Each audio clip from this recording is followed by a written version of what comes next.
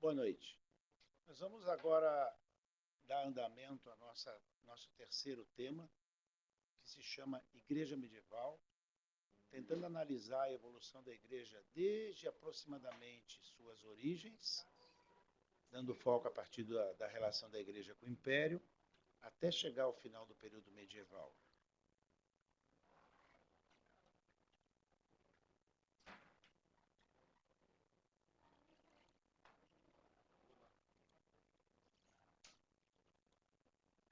A relação da Igreja com os poderes políticos é o foco central do nosso estudo.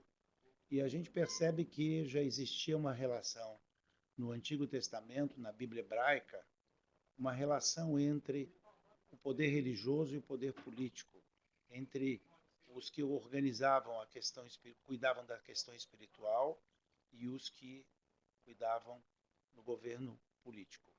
A gente vê, por exemplo, a história que Samuel unge duas vezes dois reis. Ele unge primeiro Saul e depois ele unge o Davi. E dessa forma se cria um rei escolhido por Deus, um rei sacralizado.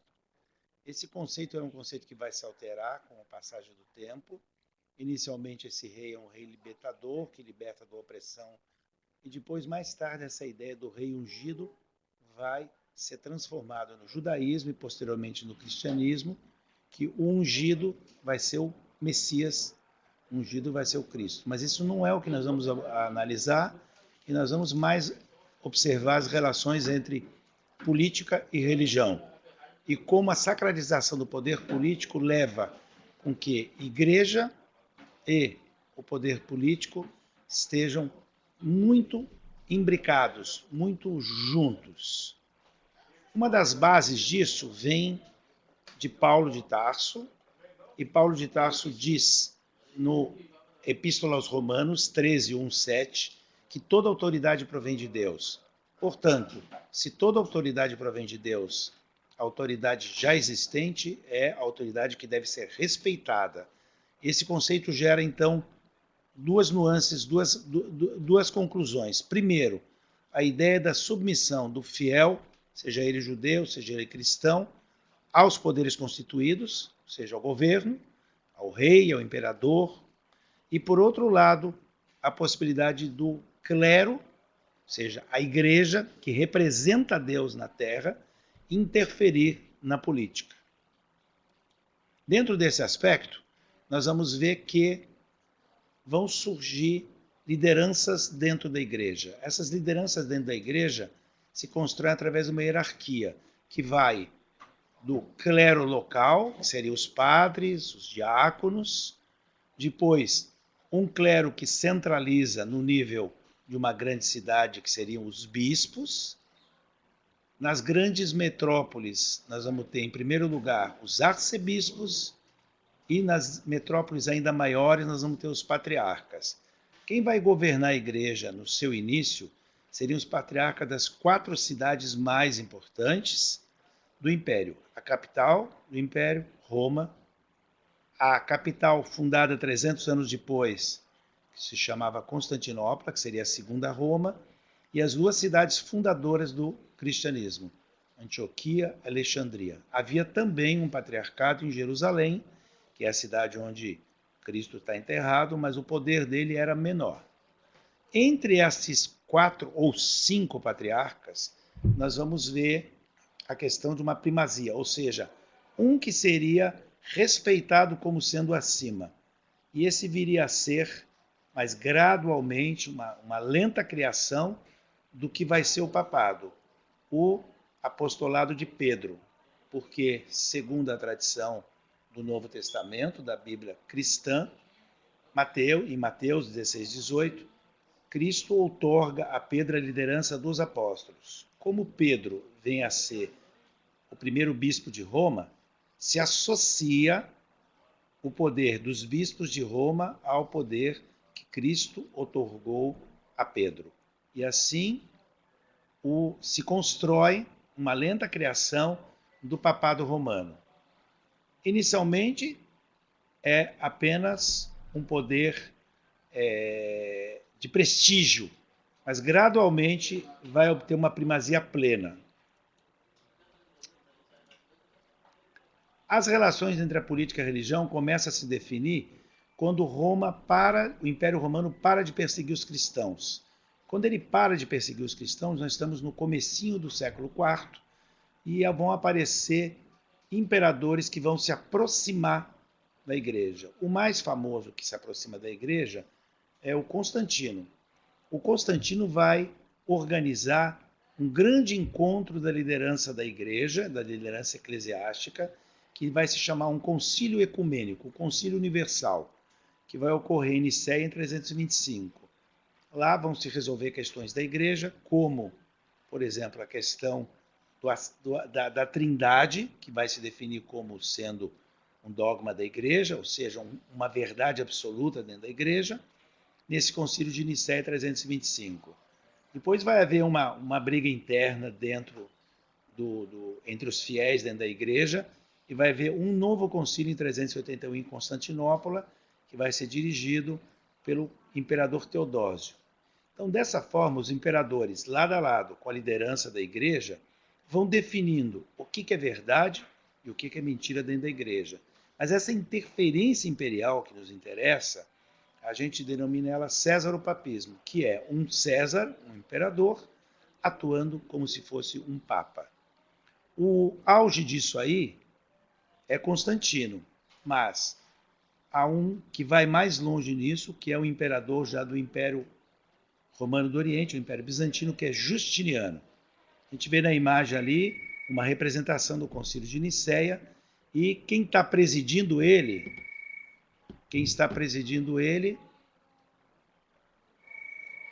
é esse cara aqui, ó, o Constantino.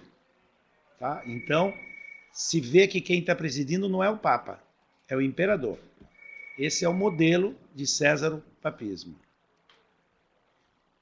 A associação da Igreja e Império acaba com 2 séculos e meio de confronto. O Império perseguia os cristãos, o Império prendia os cristãos, tentava fazer com que eles fizessem cultos pagãos e matou cristãos e criou uma série de mártires que depois foram canonizados como santos da Igreja. Mas tudo isso termina a partir dessa aproximação de Constantino com o alto clero. Então, legitima-se aí o poder do imperador, o poder político, que nós denominamos aqui como poder temporal, tá? Com sacralidade e, por outro lado, a igreja leva também vantagem, porque ela é protegida, recebe ajuda material, isso fortalece a igreja, o clero, e dá vantagens para ambos. Mas um começa a interferir no terreno do outro. E esse vai ser o grande problema da igreja medieval, essa interferência do império, ou do rei, ou do imperador, no seio da igreja. Claro que vai haver gente que vai se opor a isso. Vai haver gente que não vai concordar com as decisões, por exemplo, do concílio, por exemplo, a decisão de que a Trindade, o dogma da Trindade é pleno, é a verdade absoluta. E, então, por exemplo, quem se opuser a esse dogma da Trindade vai ser considerado herege. Então, quem for opositor da linha majoritária oficial da Igreja vai ser considerado herege. Esses hereges seriam dissidentes da verdade sacramentada pela liderança da Igreja. E eles vão ser perseguidos, naquela época ainda apenas exilados, mas por quem? A Igreja não tem arma, a Igreja não tem poder de coerção pelo Império. O Império não quer divisão dentro do seu território. Ele quer uma religião e um governo só. Então essa ideia de divisão, ela atenta contra a unidade do Império, e por isso o Império, aliado à Igreja, vai perseguir os hereges. A heresia passa a ser um crime. E como um crime que ameaça a unidade imperial, vai ser perseguido pelo Império. Então, a Igreja determina o que é certo, o que é errado, o que está errado é considerado heresia, e considerado heresia vai ser um crime, que vai ser punido de alguma maneira pelo poder imperial. Depois se avança para a evangelização dos pagãos. Ora, fora dos limites do império, existiam muitos pagãos, e dentro do império também tinham os que ainda mantinham aquela região romana antiga. E a igreja começa a converter, primeiramente, as populações do império que são romanizadas e, segundo, as populações fora do império não romanizadas. Aí missionários da igreja se preparam, estudam, eles se movem e vão evangelizando esses povos. Mas, claro, eles vão encontrar diferenças culturais.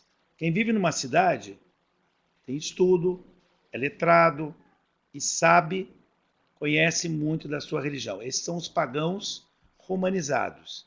Esses têm um tipo de dificuldade, mas no campo tem um outro tipo de dificuldade. Eles têm muito menos conhecimento tecnológico, muito menos conhecimento cultural, não conhecem filosofia, por exemplo.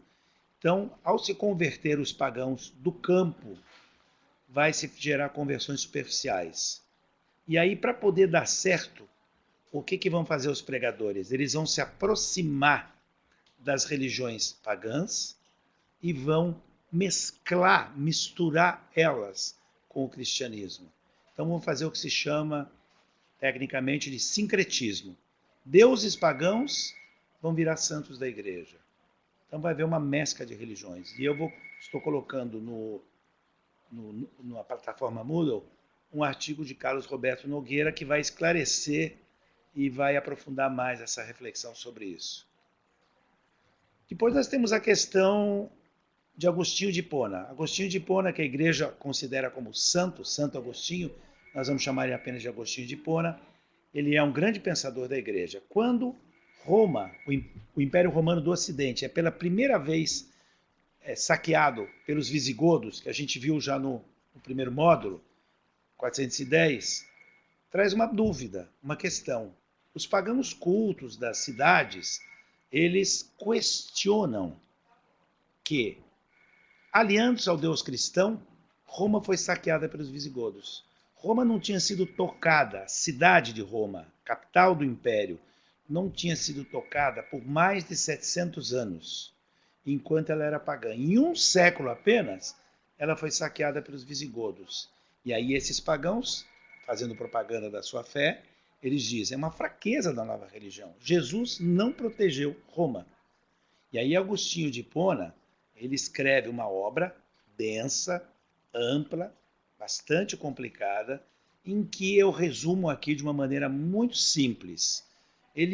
A obra chama Cidade de Deus. Ele fala de duas cidades, tá? Uma celeste, perfeita e eterna, a partir da qual se irradia dela uma imagem imperfeita, terrena, que é a cidade dos homens. Os seres humanos vivem dentro das duas cidades, mas alguns agem de acordo com a cidade celeste. São espirituais, não estão preocupados com riquezas, com prazeres, com bens. E outros são materialistas. Esses se iludem na materialidade e vivem em função dos seus sentidos, prazeres, com comida, com a carnalidade, etc. Mas, segundo Agostinho, a cidade verdadeira é a divina e celeste. O que o Agostinho vai criar para nós vai ser uma filosofia da história. Ele vai entender o mundo a partir do primeiro capítulo do Gênesis. No primeiro capítulo do Gênesis, fala-se de Deus criando o mundo em 6 dias. Ele diz que esses 6 dias não são dias, mas são eras. E essas eras, com aproximadamente um período de cerca de 1000 anos, mas isso varia nas explicações, elas simbolizam os 6 dias da criação, são 6 eras. A 6ª era já tinha começado. Começou com a encarnação do Filho, ou seja, Jesus. E ela vai se encerrar com a segunda vinda deste. Depois disso, viria o dia do descanso, né? O 7º dia é a 7ª era. E essa 7ª era seria a redenção. Agora, a passagem entre a 6ª era para a 7ª era, em que tem a segunda vinda de Cristo, é o juízo final, que alguns chamam de Apocalipse, mas nós vamos usar o termo juízo final. Ele seria o primeiro momento de um novo mundo, onde não haveria violência, não havia exploração do homem pelo homem, e justo, pleno, pacífico e espiritualizado. A sétima era seria o sentido da história. Então, Agostinho define que a história tem um começo, que é a criação, e um final, que é a redenção. E essa é a razão de ser da história. E quem é que é o instrumento dessa transformação? A Igreja Católica. A Igreja Católica seria a noiva de Cristo e a sua representante na Terra. Ela vai ensinar e direcionar os bons, os justos, os fiéis a agirem e levar eles na direção da redenção, que seria a passagem pelo juízo final para a sétima era. Aqui pulou duas. Bom, os papas. A igreja vai conseguir se constituir em torno de uma liderança. Essa liderança seriam primeiro os patriarcas, mas entre os patriarcas vai ganhar cada vez mais força o patriarca de Roma, o que vai vir a ser o papa. Um dos primeiros desses é Damaso, que define a supremacia do bispo romano. Logo em seguida dele, Leão Magno também coloca, já é um período que o Império Romano está cambaleando no Ocidente e vai cair, e ele define a supremacia papal no Ocidente. Finalmente, o terceiro desses é Gelásio, que ele cria uma teoria que vai ser muito importante em toda a Idade Média e discutida o tempo todo. Seria a teoria das duas espadas, como se houvesse duas funções, dois poderes. Um poder espiritual e outro o poder temporal ou político. Temporal, no caso, seria político. Esse poder espiritual e esse poder temporal dividiam suas funções e um não deveria se ingerir, se colocar no meio das funções do outro. O poder espiritual é maior, é mais transcendente, já que todo o poder vem de Deus. E o representante de Deus na Terra seria a igreja. O líder da igreja é o cara que vai ter a relação direta com Deus. Essa relação direta, uma espécie de, eu brinco, dizendo um DDD, uma descagem direta com Deus, é o Papa que vai ter, e ele é que vai falar com Deus, se comunicar com Deus, e ele que vai pedir perdão pelos fatos e pelos erros que os humanos fazem em geral, mas que o imperador, o rei, vai fazer também. Ou seja, não toque a igreja, porque a igreja é sagrada, e cumpra a sua função política, rei ou imperador, mas não interfira. O poder espiritual é superior.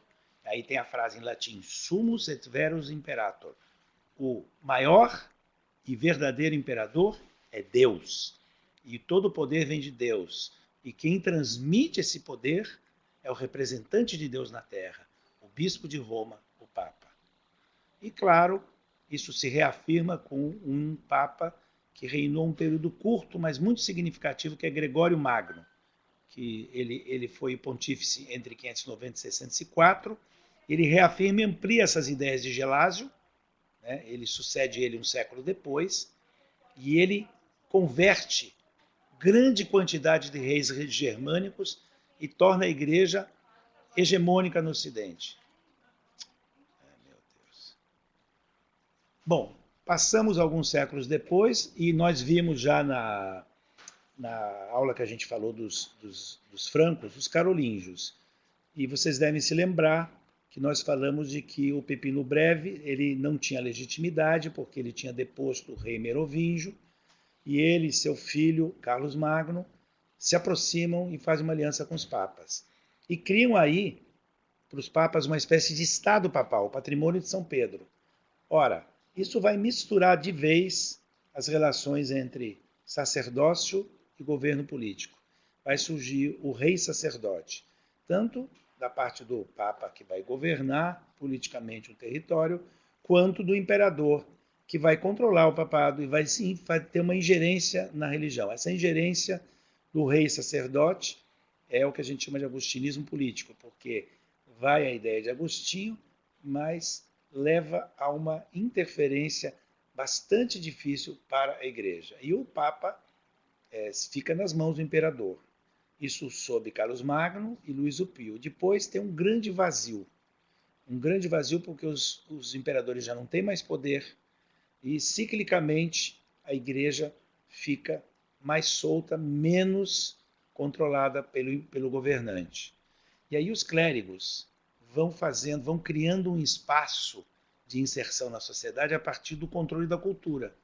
Nessa época a população é toda iletrada, ninguém sabe ler, ninguém sabe escrever. Quem sabe? Uma parte do clero. Às vezes os padres não sabem, padres são às vezes iletrados, mas os monges têm muitos letrados. E você sabe, vocês que estão estudando para poder melhorar na vida de vocês, você sabe que o saber é também um poder. E em função disso, a igreja vai ter um certo controle. Nesse período, vai ser forjado um documento que se chama Donatio Constantini, ou Doação de Constantine. Esse documento foi questionado por muito tempo, mas nele dizia assim: o imperador romano Constantino, que vivia lá pelo ano 300, ele doou todo o Ocidente para a igreja. Tem uma longa história, que até uma reescrita de uma história da Bíblia, que o Constantino pega uma doença grave de pele, um tipo de uma lepra, ele vai para o bispo de Roma, para o Papa Silvestre, e esse o cura. Ele leva até o rio Tibre, faz uns banhos nele e faz algumas orações e o cura. Isso, claro, isso é uma história que não está sendo escrita na época do Constantino. Como eu digo aí, foi redigido por voltas do ano 800, do período carolíngio. Mas conta que para trás, né, como se tivesse sido redigido pelo imperador Constantino, no ano 300. Ou seja, tem 500 anos entre o que está se contando e o momento que está se escrevendo. E aí o imperador, feliz, ele doa para o Papa Silvestre todo o Império do Ocidente. E é por isso que ele vai para o Oriente e funda a Nova Roma, Constantinopla. E ele vai para lá e permanece lá. E aí a igreja, com isso, podia dizer que ela tinha legitimidade para governar. Ela era a herdeira de Constantino, a herdeira do Império, e todo o Ocidente seria governado pela igreja. A igreja só outorgava aos reis uma permissão de governar em nome dela nos reinos, mas ela seria a legítima governante do Ocidente.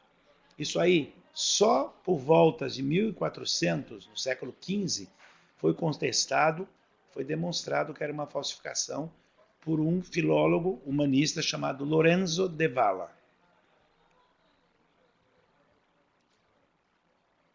Está pulando duas. E aí começa-se a construção de uma doutrina hierocrática. Hierocracia seria o governo dos sacerdotes.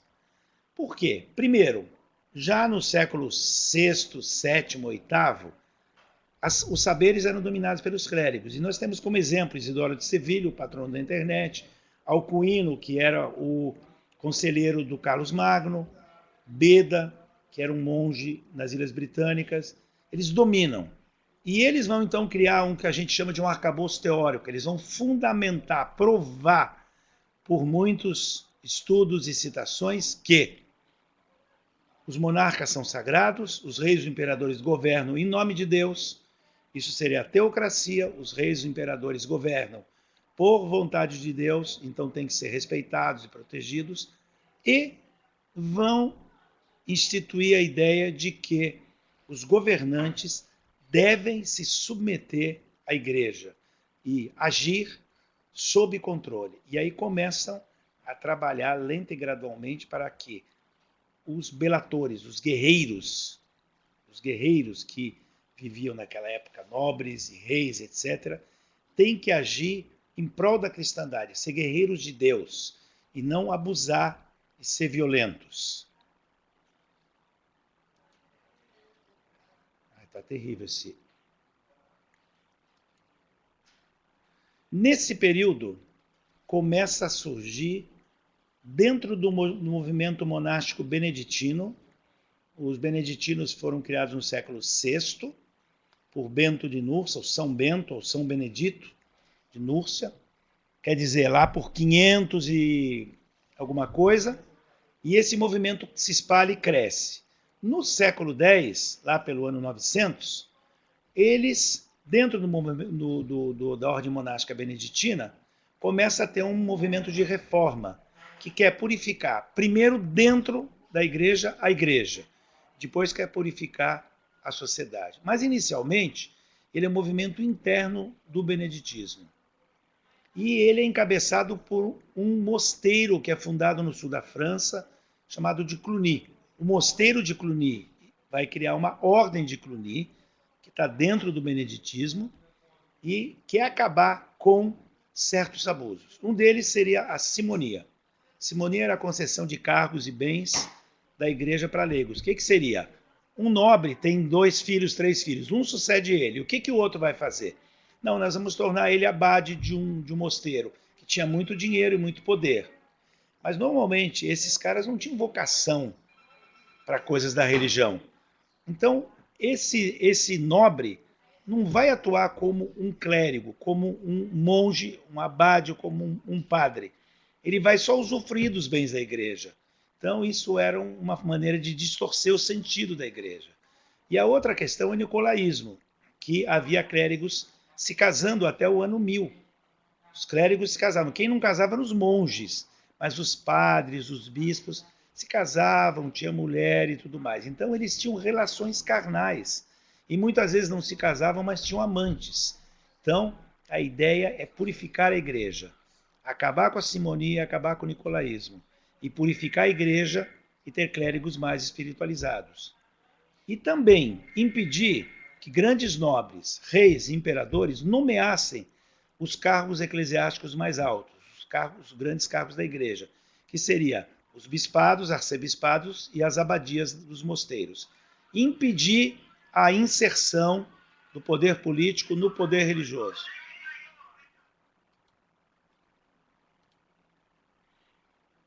Então, o que vai acontecer? O Sacro Império não quer perder esse poder. Tá? E a igreja sofre essa pressão. Nicolaísmo, desregramento, simonia, negócio com os bens, como já falamos. Vão haver imperadores que vão chegar ao ponto de nomear parente deles como papa. É o caso de Otto III. Ele nomeia o primo dele como Papa Gregório V e assim eles nominam o mundo. E o Mosteiro de Cluny não quer que haja interferência na eleição do Papa, na eleição dos bispos, arcebispos e dos cardeais, e dos abades dos mosteiros. Então, o que vai acontecer? A reforma de Cluny começa a pressionar severamente que haja uma reforma dentro da igreja.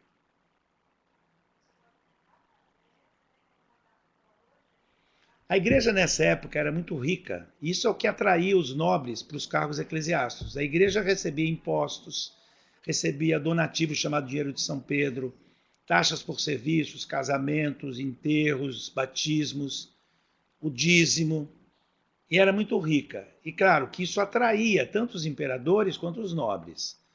Os imperadores de uma dinastia chamada Otônidas, eles querem, inclusive, fazer pequenas reformas, mas eles não querem perder o poder que eles têm dentro da igreja. Então, eles influenciaram na escolha dos papas. E claro que para ser papa precisava ter aprovação e fidelidade ao imperador. A Ordem de Cluny não quer mais isso. Então, a Ordem de Cluny se opõe. Ela quer nomear os cargos eclesiásticos pelo papa e não pelo imperador ou pelos reis. E aí, o que fazem os papas de origem cluniacense? Eles começam a mudar a estrutura e hierarquia interna da igreja. E uma das coisas que eles fazem é criar a Cúria Romana, que existe até hoje, que governa ao lado do Papa a igreja. É uma espécie de conselho de Estado. Eles começam a eleger os papas a partir de 1059. Criam o cargo de cardeal e os cardeais compõem a Cúria. E com isso, não é mais o imperador que elege. Quem passa a eleger são os cardeais.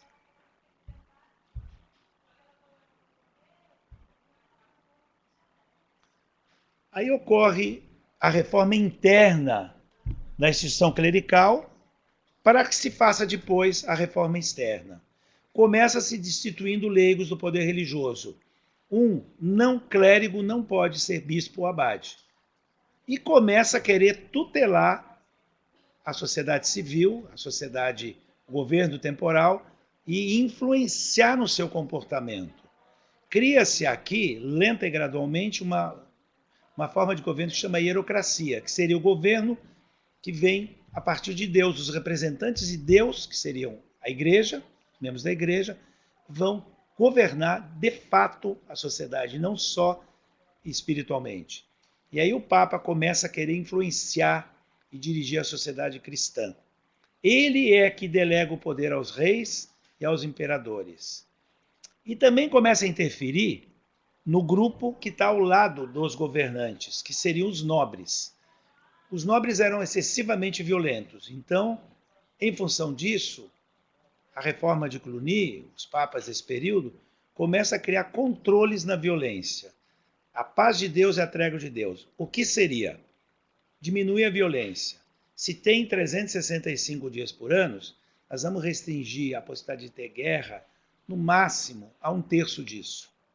Então, de quinta-feira até segunda, não pode ter guerra.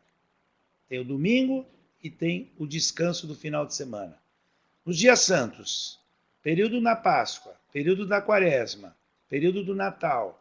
Então, longos períodos é proibido ter guerra. E depois, os espaços. Igrejas não pode se entrar com armas. Mosteiros não se pode entrar com armas.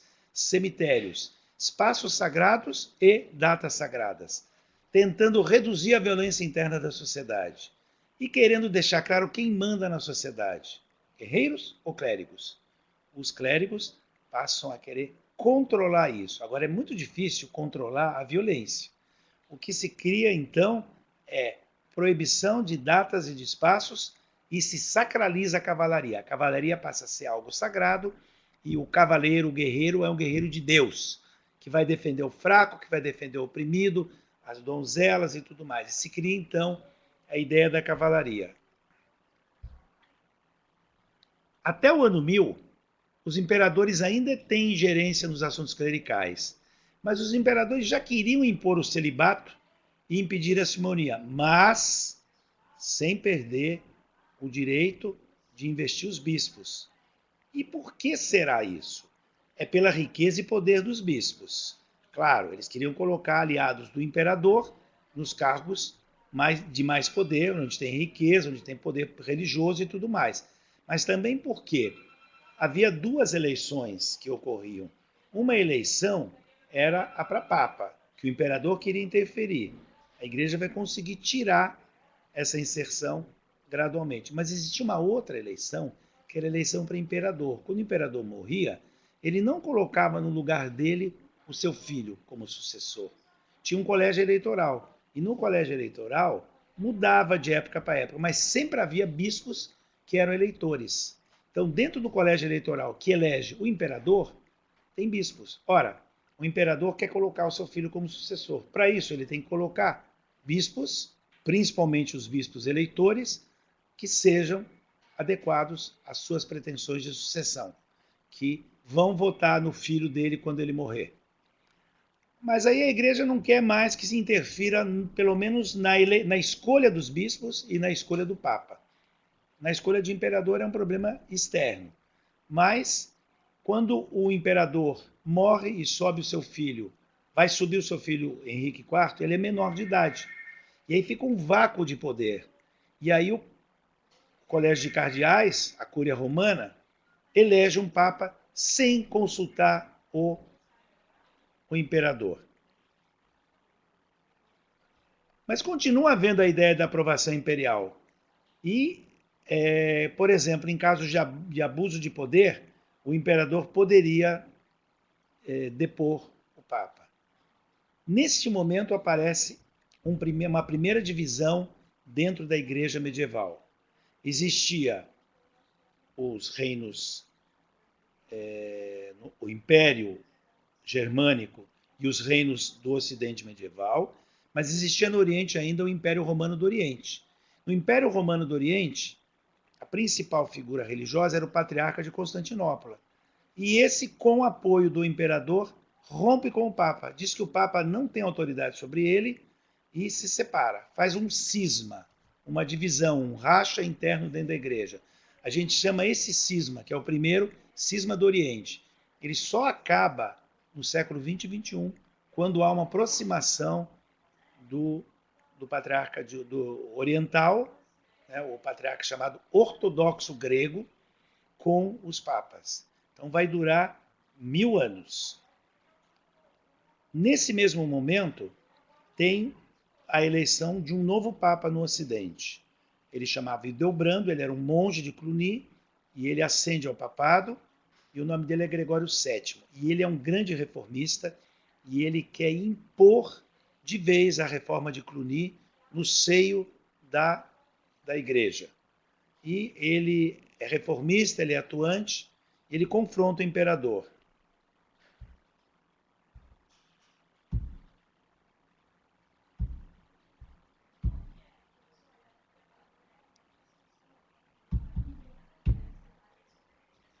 E impõe a reforma da igreja. Ele impõe definitivamente o celibato. O celibato não mais se altera.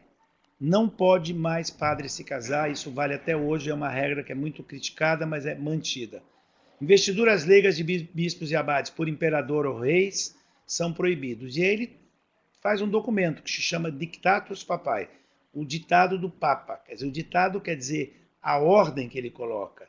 E vocês veem aí uma cópia dele, em imagem. Ele tem 27 proposições. Essas 27 proposições do Gregório têm várias questões que fortalecem o poder do Papa, mas a mais interessante é a infalibilidade papal. Se o Papa decreta alguma coisa, vira um fato dentro da igreja, e até hoje um Papa não pode negar o que outro Papa falou antes dele. Ele pode falar uma coisa nova, mas ele não pode desrespeitar a fala de um Papa anterior, porque qualquer Papa que está no trono pontifício, ele é infalível, ele não erra. E aí começa uma briga muito grande entre o Gregório VII e o Papa e o imperador Henrique IV. Claro, os bispos são poderosos, os bispos do império têm bens, terras, poder, e podem diminuir o poder do imperador. E além disso, eles são eleitores, eles vão eleger o sucessor ao trono. E aí o imperador não pode aceitar isso, mas com a decisão do Gregório VII, em primeiro momento o Henrique recua. E ele vai com roupas, se vocês verem a imagem que tem ali, ele vai com roupas bem modestas, vai com uma túnica apenas, no meio do inverno, descalço, para o palácio do Papa, o palácio de inverno do Papa, no meio da neve, e pede perdão ao Papa.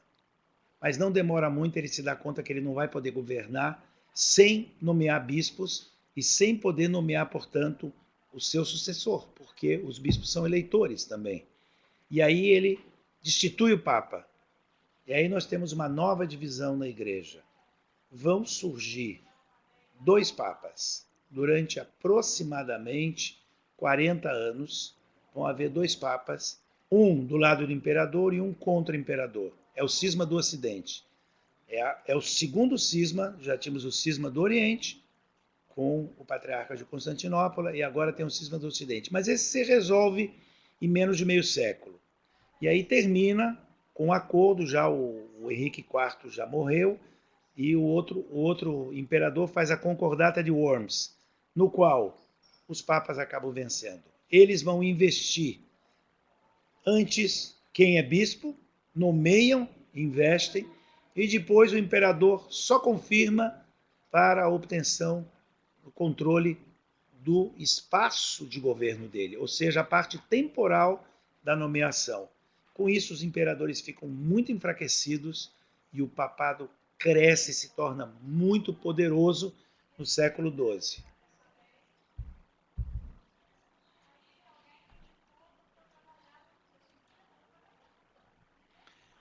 A Concordata de Worms, então, separa a investidura dos bispos e dos abades.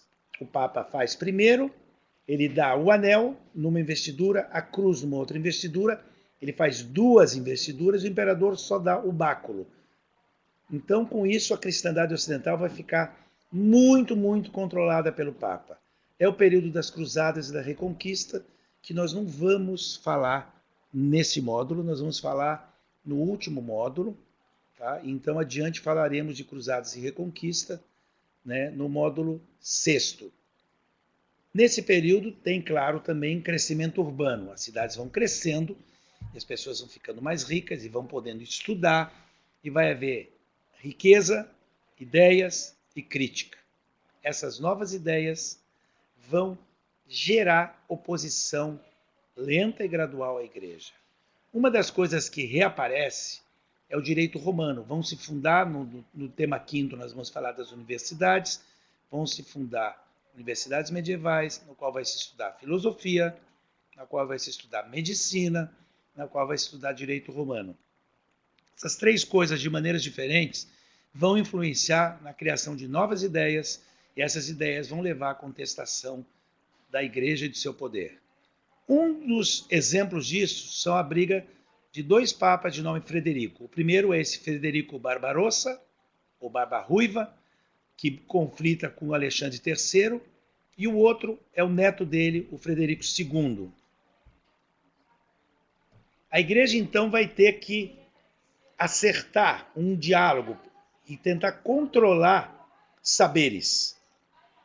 Óbvio que isso vai fazer com que a igreja tenha que discutir com a filosofia.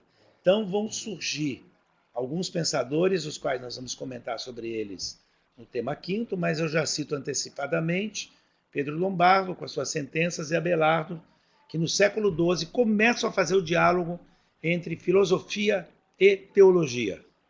Mas também aparecem contestações que não dialogam, são contestações mais radicais. Uma delas é na cidade de Lyon, no sul da França, no qual um cara chamado Pedro de Valdo, ele critica a riqueza da igreja e propõe uma volta aos ideais de pureza e de pobreza apostólica, igual os apóstolos, que eram muito pobres. E a outra é o dualismo albigense ou catarismo.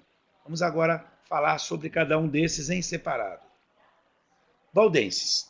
Pedro de Valdo sugere a volta à pobreza evangélica e aos valores do cristianismo original.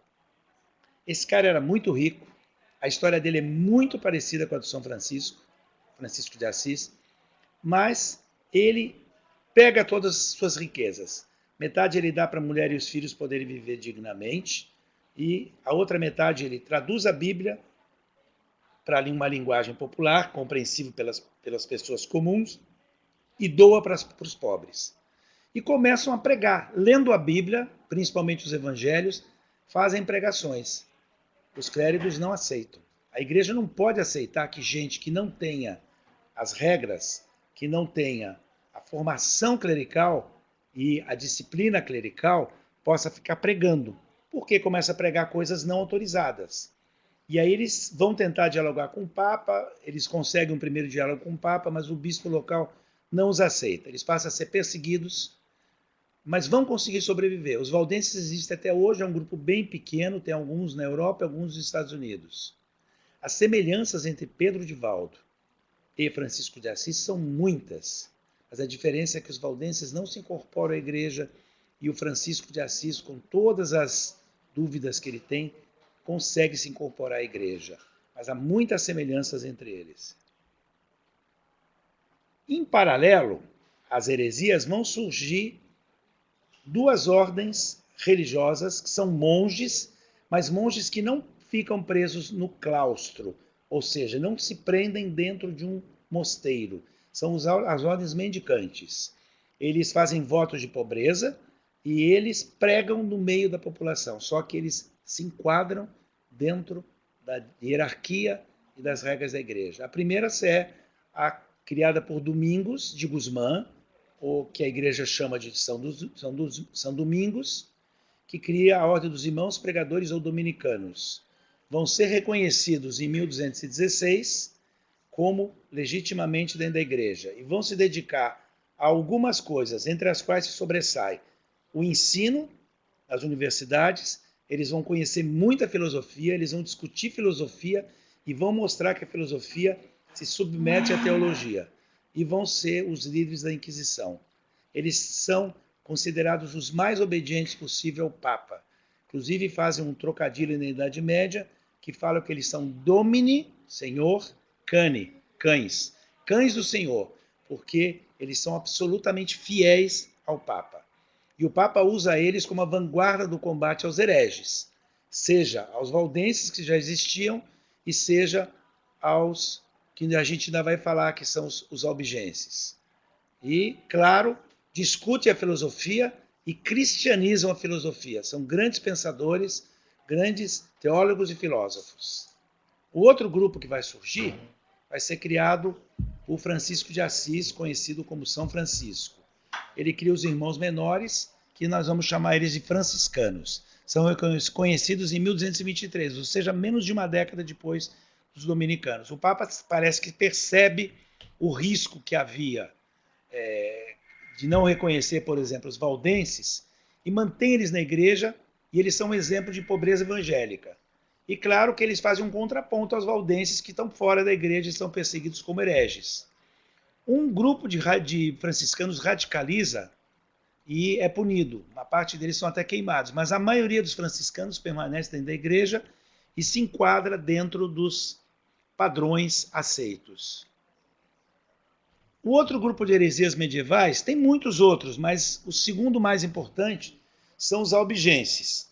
Esses albigenses são dualistas, eles acreditam numa religião em que tem dois deuses, duas forças, uma espiritual e uma material carnal, que estão num grande conflito cósmico. Ou seja, no mundo não tem um Deus só, tem dois. Um do bem e um do mal, um espiritual, um carnal e material.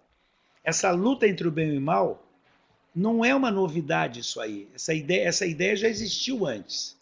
O objetivo da luta entre o bem e o mal é libertar toda a espiritualidade que está presa na matéria ou na carnalidade e devolver toda essa espiritualidade para o Deus bom espiritual. E aí ganha-se essa guerra entre o bem e o mal. Mas para esse grupo, tudo que tiver a ver com corpo, com matéria, é ruim, é negativo. E tudo que tiver a ver com espírito é positivo. Já essas religiões dualistas sempre existiram através da história. Muitas surgiram lá no Oriente, principalmente naquela região do Irã atual.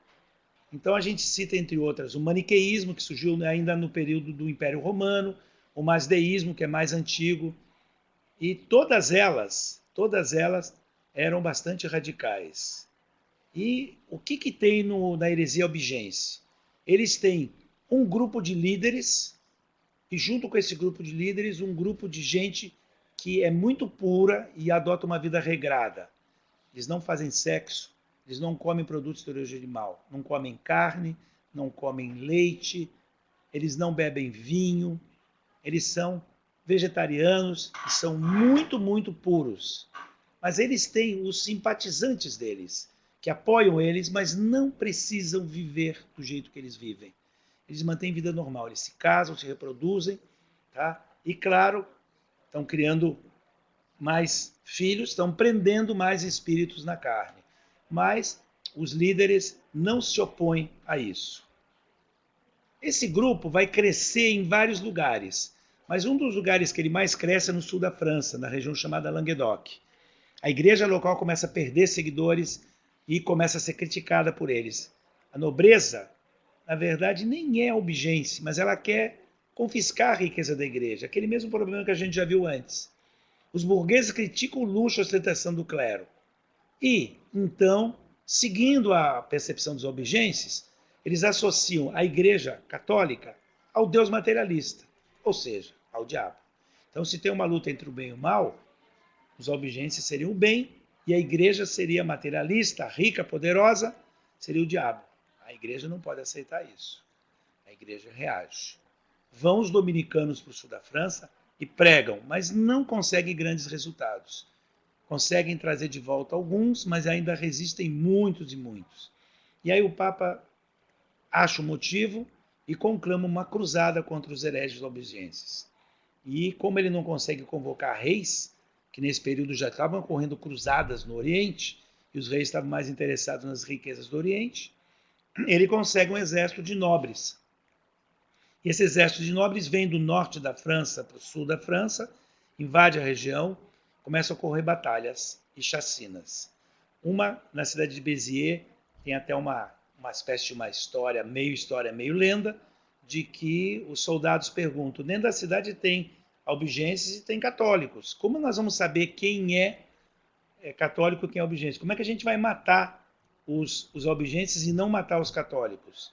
E aí o representante do Papa que está lá, ele diz assim, matem a todos, Deus vai separar os justos e levar eles para o céu. E o diabo vai vir colocar os outros, os albigenses, e vai levar eles para o inferno. Ou seja, mata todos. Nesse período também surge a Inquisição medieval. A Inquisição medieval, ela inquire, ou seja, interroga, questiona, julga e condena hereges. E aqui sim tem fogueiras. Aqui se faz fogueiras para purificar a heresia e, claro, que vai ter muita resistência à violência dos dominicanos, que tem do lado deles o exército, os nobres, né, que vieram do norte, e por isso eles podem prender, julgar, condenar e queimar os opositores. Bom, o que vai acontecer nesse período? O mesmo Papa que decreta a cruzada contra os albigenses é esse Inocêncio III. Ele se torna praticamente assim um hierocrata. A gente fala teocracia papal, mas o Papa é um hierocrata, na verdade. Ele enfrenta os reis da época, o João da Inglaterra, o João Sem Terra, Filipe Augusto da França, e enfrenta o imperador também. E os enquadra. Tá? Ele confronta os três grandes governantes da época. Depois, ele faz o grande concílio em Latrão e reordena toda a sociedade medieval. Ele define os dogmas da igreja e ele qualifica as condições de vida todas. Mas depois que ele morre, tem novos conflitos entre o Frederico II, que é o neto daquele Frederico Barba Ruiva, e vão ter novos choques. Mas o imperador não tem força para enfrentar o Papa. Ciclicamente eles estão se chocando. No século XIII, o papado prevalece, é dominante, e impõe uma doutrina que é a doutrina da plenitude do poder papal. Já no século XIV, vai haver uma reviravolta. Vamos ver essa reviravolta. Começa a ter ideias no começo do século XIV que questionam a ingerência do poder espiritual no temporal. Um deles é João de Paris, Jean de Paris, que define que a igreja é um corpo místico. Tá? Ele segue as doutrinas de Tomás de Aquino. Mas há outros críticos. Eu vou qualificar só um para a gente ter uma ideia. Ele se chama Marcílio de Pádua. Ele de origem italiana, ele era professor em Paris, na Universidade de Paris, e ele escreveu uma obra chamada O Defensor da Paz. Ele diz que há laços da natureza com Deus e que a religião é uma questão de fé. Tem que se separar o natural, o governo, o terreno, a ciência, o estudo do mundo, do supranatural, do religioso e do espiritual. Então ele propõe uma separação de governo político e governo espiritual, de igreja e de Estado, de questões temporais, de questões espirituais. E que desenvolve o início de uma ideia que depois vai seguir desenvolvendo a teoria ascendente do poder. Ele diz que o poder, na verdade, vem do povo, se desenvolve a partir do povo, que eram os guerreiros que elegiam os reis, e que a igreja tomou para ela esse direito. Então ele questiona. Não é ainda uma democracia como nós entendemos, está longe disso, mas é uma ideia, uma teoria ascendente do poder. E também ele propõe que a igreja seja governada pelo concílio. O concílio seria a reunião dos bispos, arcebispos, com o Papa junto. Que o Papa, na verdade, é só a cabeça da igreja. Mas a igreja tem um corpo e esse corpo tem que ser ouvido. Ou seja, as grandes questões devem ser discutidas pelo menos pelo alto clero, reunido num concílio. Ele quer dar mais poder para os bispos e para os concílios e menos poder para o Papa. Ele acha que o Papa é um governante imperial, quer dizer, com poderes absolutos, e propõe uma reforma da Igreja. Não vai haver efeito. E aí, o que vai acontecer? Vai estar havendo uma guerra entre a França e a Inglaterra, que vai ser, depois vai virar a famosa Guerra dos 100 Anos, mas ainda não é. E no bojo desse pré-conflito ainda, vai ter um rei francês, que é Filipe o Belo, que ele quer a riqueza da igreja e quer uma parte das taxas que a igreja cobre. Aí o que ele faz? Ele exige que o Papa dê uma parte das doações que a igreja recebe para o rei francês. E o Papa não quer, ele envia um grupo, uma tropa para Roma, e essa tropa prende o Papa, maltrata o Papa, e o Papa acaba morrendo. E ele desloca o papado de Roma para o sul da França para ele poder controlar. Então surge o chamado cativeiro de Avignon. Cativeiro imitando a ideia do cativeiro da Babilônia, que tem na Bíblia. Ele cria o cativeiro da Babilônia no sul da França, em Avignon, para os papas. Os papas vão permanecer de 1309 a 1377, uma corte papal no sul da França. É eleito um papa de origem francesa, que é o Clemente V, e vão permanecer os papas em Avignon. Só que, em 1377, um grupo de cardeais volta para Roma e elege um novo papa em Roma. E vai haver um papa sendo eleito em Avignon. Então nós vamos ter, de repente, um novo cisma do Ocidente. Agora é o grande cisma. Vai ter um papa em Avignon e um papa em Roma paralelamente. Então, vai ter uma divisão plena e absoluta da igreja, já sentindo-se uma dificuldade de ter uma unidade. Isso só vai terminar no Concílio de Constança, 1414 e 1418, no qual já vai haver nesse período 3 papas. Vão ter que se depor os 3 e se eleger um novo que vai ser Martinho V. Neste mesmo concílio, já tem uma nova heresia que surgiu num país chamado Reino da Boêmia, atual República Tcheca, e que vão chamar esse Rus, que tem umas ideias diferentes, vão dar um salvo-conduto para ele, ele vai vir, vão dizer que ele é herege, mas mesmo com salvo-conduto vão queimar ele na fogueira. Portanto, a igreja não faz reformas. Ela se divide, tem cisma, mas ela não faz as reformas necessárias. Vão continuar havendo clérigos ignorantes. Vai continuar havendo imoralidade. E os problemas críticos da igreja vão sendo adiados. Vai haver, nesse período, um papado renascentista. Esses papas são patronos das artes, eles vão mandar fazer belas catedrais, eles vão patrocinar pintores, eles vão viver em riqueza, em luxo, mas eles não vão desenvolver uma espiritualidade plena. E é por isso que o Martinho Lutero, quando vai a Roma no início do século XVI, ele fica muito consternado com como a igreja em Roma está se configurando. Isso, evidentemente, é um tema de história moderna, mas que no medieval a reforma necessária da igreja não acontece e, com isso, perde-se a possibilidade de manter uma igreja unida. E por aqui a gente dá o final desse tema 3 e voltamos a nos ver em breve. Um abraço, até mais.